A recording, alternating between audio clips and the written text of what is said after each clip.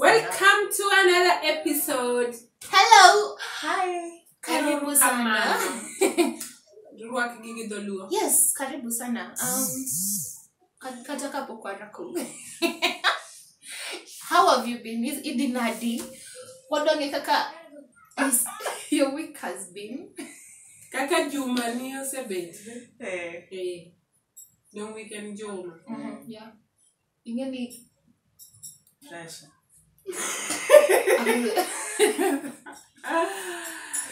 Wadugo kendo e channel machielo. Amor duogo kae. I missed you guys. By the way, kata waninche wa miss. Jogo nyoche wachi comment. Yes. And we've come in a new better version. Koro waduogo kendo kawuono wan gi welo ariyo. Koro welo introduce themselves inong'e wach ni kikachaka luongi ni wendo. In jaot, jadala koro. Odong mana koro nyiewo ni kikapu. Okay. Dong ka ginyiewo to gibro oro. Apo mi. An ese. Amor bedo kodu kawuono. Yes. Koro kawuono wan gi topic moro ma wada wuoye. To topic no iluonge ni rito del, ritruok. Kose nen ritruok kose rito del? Ritruok. Kaka inyalo ritori. Ibed ng'ama miyo, ibed ng'ama nyako, ibed ng'ama dichuo, ibed ng'ama... Nikech be naseneno ka viewers ga by the way onge ng'ama under 18. Viewers ga te gin 18 up to 65. Koro wanyisi gi gimomiyo wachenjo bet. Yes, my God. Wachenjo bet nikech wakala kod lepwa.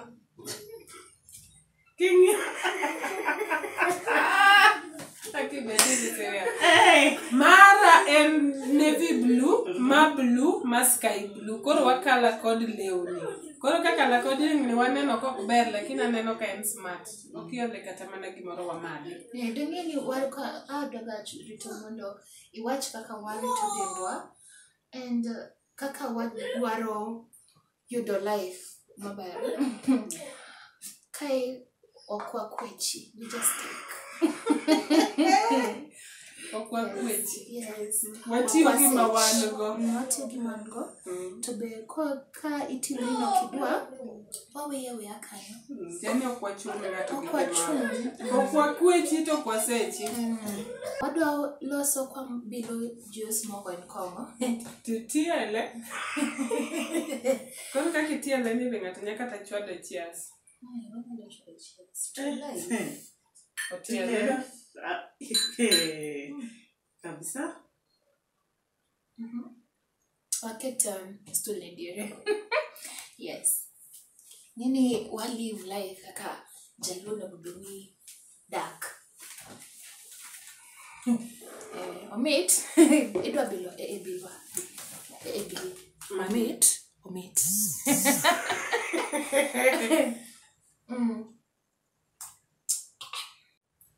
So kata kamano aritra gi school so mona okadwa ni ka ne oda ari line ne jaoda gi kila kitu at least abe ateme mondo agem gimoro e ot koro atemo somo matek e school mondo abed ng'ama independent ayudo pesa na wuon ok ni ayudo ng'at moro manyalo ageusha bank taheri ahera gi chunya te.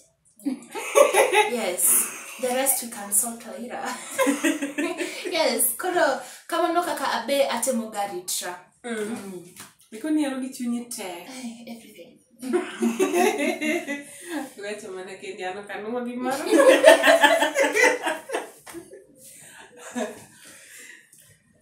Hadhi mbele. Yeah. Ritra. Ani yo machielo maritora godo mogo. Yani luongo ni central government. Central government en kama nyaka nen karito maber. Be make sure na chiemo maber. Ayudo gimoro breakfast, ayudo gimoro lunch, ayudo gimoro supper. Kendo kaka in between kaka koro sani ni ayudo gimoro matin manyalo mama juice. Wano kwa madhe konoka. Ayudo gima nya chamo fruit moro. Yani in short ahero chiemo. Chiemo maber, chiemo mamit. Making'e in a different way but ahero chiemo kendo chiemo maber. Koro ka nitiere kata function moro amora ma ji chieme ki invite pare ni ok anyal lewo. Ka winjo ni nitie good food. Iluongo ni buffet. Kaso nyaka higa ni chakre pok adhi kata kama ichieme. Onge kata ng'ama osegwela e buffet. Yawa. To ni in gosiepe. Subscribers mohero wacho kuka kata invite. Kata kama osengera kata ni nyasi achoma. Onge. Kinda gi mogo. Mano is a good way, mano comment. Mano is a good way marito godo denda chiemo. Kwanza sani winjo ka gombo rech fry. Wet fry. Motedi gi sup matis. Ng'ade nyanya moume. Gi kuon. Mamogo motedi gi gine mogo motuo goduma motuo maber kuon madum mach mane magomba lot ko iketo matis yeah lakini ngeni a lot be konyi health wise koro kirito dendi be nyaka be kata lot mo nyakete matis ngeni kikete manjo ochido soup a lot chido ga soup kata kane soup ko brown soup lokore green Kori rich a lot matin. Yeah, to be okaga mang'eny overdose. Ibro keto fruit salad bange. Fruit salad ema chakogo. No one appetizer. No, fruit salad is supposed to be dessert, mama. Yeah, to go. I like to differ with both of you. As I like umbrella. I mean, it can be appetizer, it can be dessert, depending on the level of, what you can handle. Anta fila nikachako ga kode to koro oya lay ground foundation niteka koduogo be chunya kore ka rech kabiro then appetite bas wanda rech ngege gi choma nyama choma kin gi choma kamoro luonga bobiro chamo okay anta rito denda ayo moro mar ang'iyo emotions ga ane be madado wacho be pachune ringo yewi wacham achobe cham wana kiseneno ka ji tena choro tibiro bema okine kana paro mana chiemo Dios septa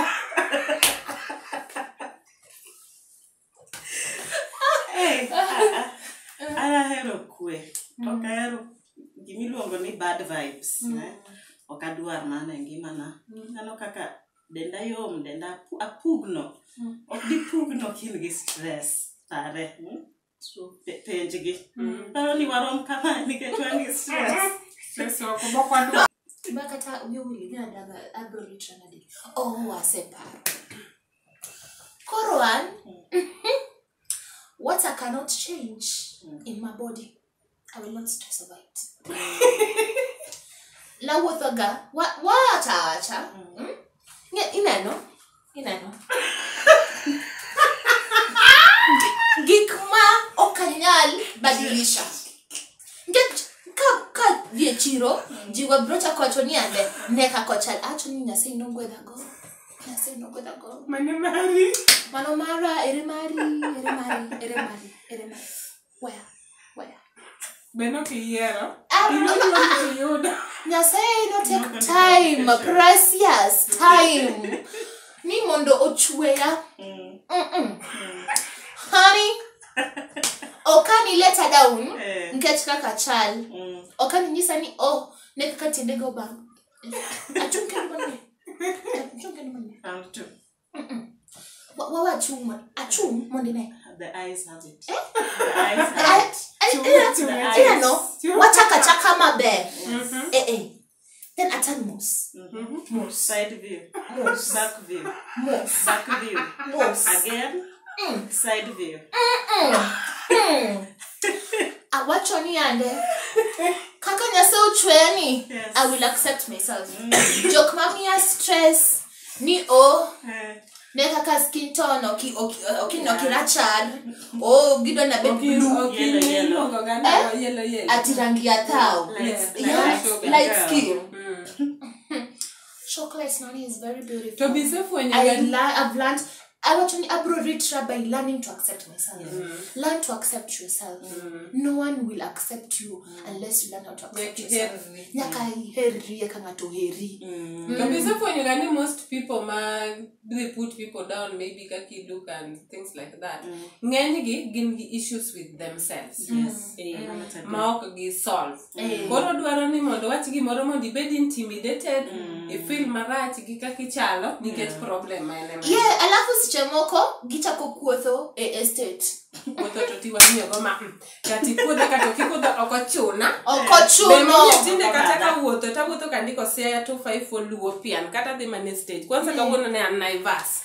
Awuotho go mokochuna. Kati kuodha kato kikuodha. Be kwanza ngama kuodho luoro konya nyisa konya pesa direct. Nyaka ngonyis ngato. Nyaka ni nyisa ngano nyalo kata dingio to wacho Siaya 254 motiana. And ase nongoni ande koka hera onge ngama bro hera to onge dichwo manyalo kata dako moro manyalo nyisa ni ararach kata araracha this is it's a work in progress.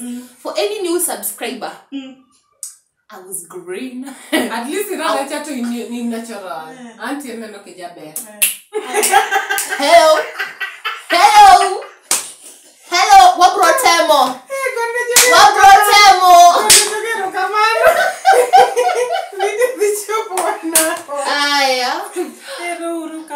Thank you for having me. It's always a pleasure to be here in your channel. What bet Jonek?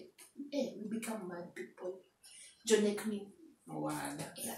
Don't chiro nyaka janeko baby. Asante kumneno video ni waheri. Yes. Subscribe. Thank you. Nyoro nyawinjo ka ji mokari adeko penjo ni to jaber ma Felistas ni kanye. Jaber nitiere kendo kawuono neno video mane watimo kode gi wendo manya kelo nyoro. Koro kudwaro neno more of Felistas to wena comment kanyo mondo oyaw YouTube channel. Kuwena comment kanyo tadhi manyonu godo takete YouTube. Koro unyalo nene sa saya modwaro. Koro okochuno ni nyaka unene mana chieng' mobiro e odwa ka Siaya 254 kaidonge. Shout out makawuono dhine ng'at miluongo ni Engineer Akuno. Engineer Akuno, thank you so much. We celebrate you. We appreciate you. The moment mani yudo Siaya 254 channel. Itimo moro miluongo ni binge watching. Ichako watch videos yaka mana post ne mi watch mochopo kama wantiere ni. Kendo sasa ma post garito udi segment kata videos go taneni ga kamano. Ero kamano.